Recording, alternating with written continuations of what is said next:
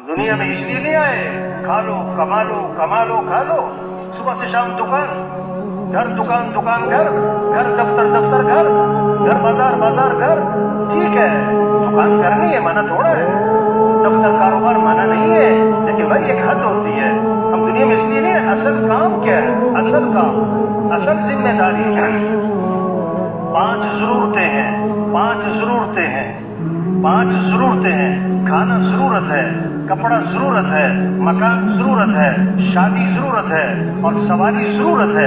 ان کو ضرورت کے درجے میں رکھنا ہے. ان پر جان نہیں کھپانی، ان پر قوت نہیں لگانی، ان پر اپنی صلاحیت نہیں لگانی. صحابہ نے ان 5 ضرورتوں کو سادگی پہ رکھا تھا. کھانا تھا ضرورت کا، آج زور لگ گیا کھانے پر. کھاؤ کھاؤ کھاؤ، کھا رہے صبح کھا رہے، دوپہر کھا رہے، شام کھا رہے، اور جناب درمیان میں بھی کھا رہے، چلتے پھرتے کھا رہے. چل بھائی کوئی ایک حد ہوتی ہے. حدیث میں آتا ہے بدترین برتن جس کو بھرا جائے وہ کیا ہے؟ وہ کیا ہے؟ پیٹ. حضرت عائشہ رضی اللہ عنہا فرماتی ہیں ایک چاند، دوسرا چاند، تیسرا چاند بھی چڑھ جاتا تھا، ہمارے گھروں میں آگ نہیں جلا کرتی. 2 مہینے یہ گزارا کیسے ہوتا تھا کہ کھجور کھا لیتے تھے، پانی پی لیتے تھے. زور لگ گیا کھانوں پر، زور لگ گیا کپڑوں پر. دے جوڑے پہ جوڑا، دے جوڑے پہ جوڑے، دے جوڑے پہ جوڑے، 20 جوڑے، 30 جوڑے. اور کیا لینے جا رہے ہیں؟ اور کیا لینے جا رہے ہیں؟ جوڑا سوٹ لینے جا رہے ہیں. سوٹ. یہ مستورات جو ہوتی نا عورتیں، ان کو ایک پریشانی پتہ کیا ہوتی ہے؟ الماری میں جگہ نہیں ہے.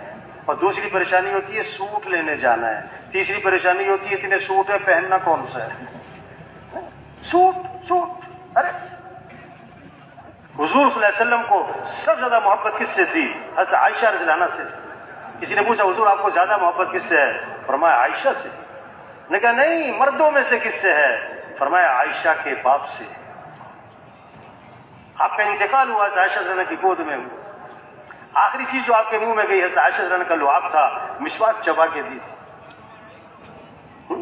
آپ نے دعا کی کہ اللہ تو نے بیویوں میں عدل کرنے کا حکم دیا ہے، میں ظاہری عدل تو کرتا ہوں لیکن میرا دل عائشہ کی طرف مائل ہے، یہ میرے اختیار میں ہے.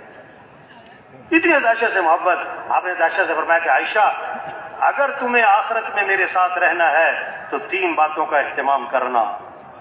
اگر آخرت میں میرے ساتھ رہنا ہے تو 3 باتوں کا اہتمام کرنا. پہلی بات فرمائی کہ عائشہ کپڑوں کو اس وقت تک پرانا سمجھ کے نہ چھوڑ دینا جب تک کہ ان پر پیوند نہ لگ جائے. جب تک کہ ان پر پیوند. زور لگ گیا کپڑوں پہ. حضرت عروہ رضی اللہ عنہ حضرت عائشہ رضی اللہ عنہا کے بھانجے فرماتے ہیں کہ میں نے خالہ کو دیکھا ایک مجلس میں حضرت عائشہ رضی اللہ عنہا نے 70,000 درم لوگوں میں تقسیم کر دیے اور خالہ کے کپڑوں پر پیوند لگے ہوئے تھے. خالہ کے کپڑوں پر پیوند لگے. زور لگ گیا سوٹ. دوسری بات فرمائی کہ عائشہ مالداروں کے پاس بیٹھنے سے اپنے آپ کو بچانا.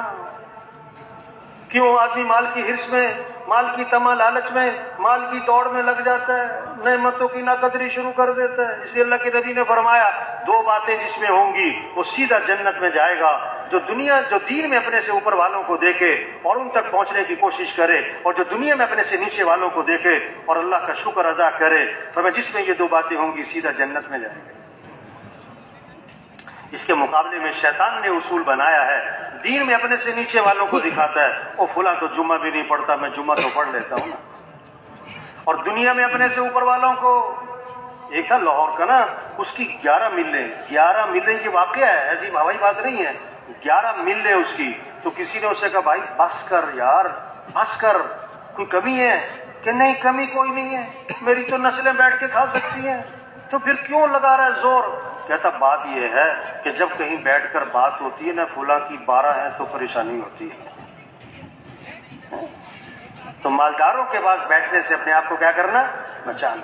تیسری بات فرمائی کہ عائشہ دنیا سے اتنا توشہ لینا جو ایک مسافر کے لیے کافی ہوتا ہے.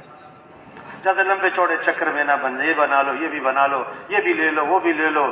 نہیں، ضرورت کی چیزیں. حضور صلی اللہ علیہ وسلم کے گھر کیسی عجیب بات.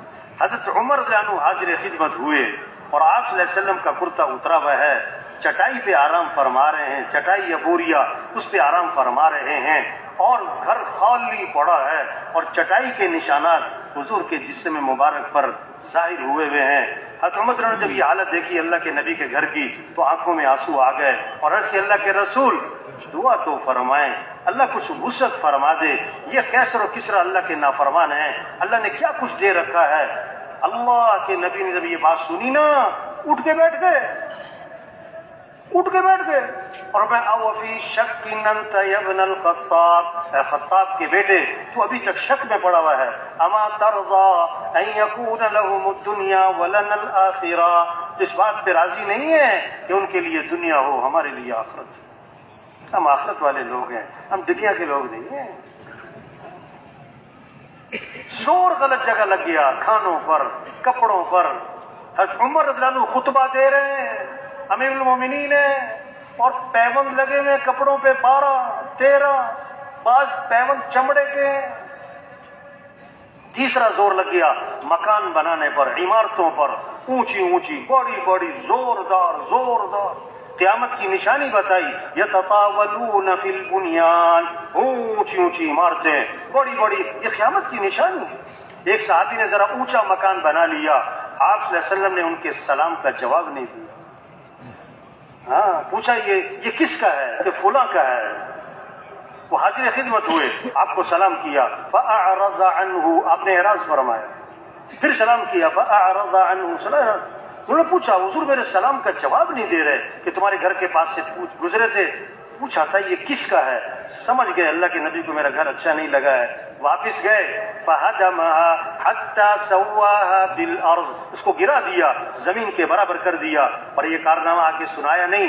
دوبارہ اللہ کے نبی کا کبھی گزر ہوا، پوچھا ما فعلت القبہ، وہ قبہ نما مکان تھا وہ کدھر گیا؟ صحابہ نے سارا قصہ سنایا۔ اس موقع پر اللہ کے نبی نے فرمایا کل بناء وبال على صاحبه الا ما لا، ہر تعمیر کرنے والے پر وبال کا باعث بنے گی سوائے اس تعمیر کے جو ضرورت کی ہو، سوائے اس تعمیر کے جو ضرورت کی ہو۔ اور ایک روایت میں آتا ہے آپ نے فرمایا اذا لم يبارك في مال العبد يجعله في الماء والطين، جب کسی کے مال میں برکت نہیں رہا کرتی نا تو تعمیرات پر لگا کرتا ہے۔ زور لگ رہا ہے غلط کھانوں پر، کپڑوں پر، تعمیرات پر۔ چوتھا زور لگ گیا شادیوں پر، 2 سال تیاری ہو رہی، 3 سال تیاری ہو رہی، بھئی تمہاری شادی کی بات تو طے ہو گئی تھی، ابھی تک شادی کیوں نہیں ہوئی؟ کہ جی ابھی تیاری مکمل نہیں ہے۔ تیاری کیا تیاری بھائی؟ شریعت کا مزاج شادی سیدی، شادی کیا ہو؟ شادی ہو، سستی ہو، آسان ہو، جلدی ہو۔ شیطانی مزاج ہے، شادی مہنگی ہو، مشکل ہو، رواج کے ساتھ ہو اور تاخیر کے ساتھ ہو۔ شادی میں 2 چیزیں ہیں، نکاح اور ولیمہ۔ نکاح کے لیے بہتر ہے مسجد میں ہو، حدیث میں آتا ہے نکاح مسجد میں کیا کرو۔ نکاح کہاں کرو؟ مسجد میں کرو، اور نکاح کی تشہیر کرو۔ اور ولیمہ ہے، آپ صلی اللہ علیہ وسلم کا ولیمہ ہوا، آپ نے صحابہ کو کھجوریں کھلائیں، ولیمہ ہو گیا۔ ایک ولیمہ ہوا، آپ نے سارے مدینہ منورہ کو کھانا کھلایا، یہ مالداروں کو راستہ دیا۔ اگر زور دکھانا ہے تو کیا ہے، ولیمے پہ سب کو بلاؤ، لیکن ایک بات آپ نے فرمائی، بدترین ولیمہ ہے جس میں مالداروں کو بلایا جائے اور غریبوں کو نہ بلایا جائے۔ شادی میں 2 چیزیں ہیں بھائی، شادی ہو، سستی ہو، آسان ہو، جلدی ہو۔ اب زور لگ گیا، شادی کے موقع پر ایک فہرست بنا کے بیٹھ جاتے ہیں، یہ بھی کرنا ہے، یہ بھی کرنا ہے، یہ بھی کرنا ہے، یہ بھی کرنا ہے، یہ بھی کرنا ہے۔ ان سے پوچھو بھائی یہ سب کچھ کیوں کرنا ہے؟ پتہ کیا جواب دیتے ہیں؟ یہ سب کچھ کرنا پڑتا ہے۔ تو یہ جواب ہے، یہ سب کچھ کرنا پڑتا ہے۔ ان سے پوچھو یہ سب کچھ کیوں کرنا پڑتا ہے؟ پتہ کیا جواب ملتا ہے؟ آپ کو پتہ نہیں ہے، کرنا پڑتا ہے۔ یہ کوئی جواب ہے؟ زور لگ گیا۔ حضرت عبد الرحمن بن عوف رضی اللہ عنہ کی شادی ہوئی اور حضور صلی اللہ علیہ وسلم کو پتہ بھی نہیں۔ آپ نے ان کے کپڑوں پر ایک خوشبو لگی دیکھی، فرمایا عبد الرحمن یہ تمہارے کپڑوں پہ خوشبو کیسی لگی ہے؟ عرض کہ حضور تزوجت، میں نے شادی کی ہے۔ اللہ کے نبی میں ولیمہ کر لینا، چاہے ایک بکری ہو، ولیمہ کر لینا۔ 5واں زور لگ گیا کس پر؟ سواریوں پر۔ 5واں زور، صحابہ کا ایک سفر ایسا تھا کہ پاؤں میں جوتا بھی نہ، ننگے پاؤں، کپڑے پھاڑ پھاڑ کے پاؤں پہ لپیٹ رہے تھے. اس کا نام بنا غزوہ ذات الرقاع. تبلیغ میں کیا کہہ رہے ہیں کہ بھائی ہمارا کام کیا ہے، اللہ کا دین زندہ ہو جائے، سارے انسانوں کو ہدایت مل جائے. یدخلون فی دین اللہ افواجا، یہ منظر قائم ہو جائے کہ لوگ فوج در فوج اسلام میں داخل ہو جائیں، قوموں کی قومیں اسلام میں آ جائیں، ملکوں کے ملک اسلام میں آ جائیں. یہ ہمارا کام ہے، یہ ہماری ذمہ داری ہے، یہ ہماری زندگی کا مقصد ہے. تو دل سے نیت کریں یہ کام کرنا ہے انشاءاللہ.